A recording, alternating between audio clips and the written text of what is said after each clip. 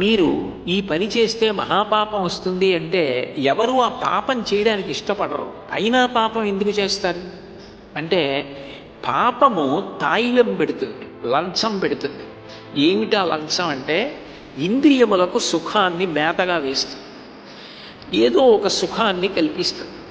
నువ్వు కానీ ఈ ధర్మం అన్న మాట వదిలిపెట్టేస్తే, శాస్త్రం అన్న మాట వదిలిపెట్టేస్తే, ఈ గురువు అన్న మాట వదిలిపెట్టేస్తే ఇదిగో ఈ సుఖాన్ని పొందవచ్చు. కాబట్టి ఈ మాటలు పక్కన పెట్టు, ఈ సుఖాన్ని అనుభవించు అని ప్రేరేపిస్తుంది. ఇంద్రియముల యొక్క లౌల్యమును తీర్చుకోవడానికి, సుఖాన్ని పొందడం కోసం మనిషి వ్యాకుల చిత్తుడవుతాడు. అంటే మనసు క్షోభకి గురవుతుంది. ఆ సుఖాన్ని పొందితే తప్ప మనసు శాంతించదు. మనసుని శాంతింపచేసుకోవడం కోసం ధర్మాన్ని వదిలిపెట్టేసి పాపమునందు తాను ప్రవేశిస్తాడు. పాపము కబళించదు, పాపములోకి తాను వెడతాడు. అందుకే అఘాసురుడిలోకి గోపాల బాలుడు వెళ్ళాడు తప్ప పాము వచ్చి పట్టుకోదు, పాపం మనని పట్టుకోదు, పాపంలోకి మనం వెళ్ళాలి.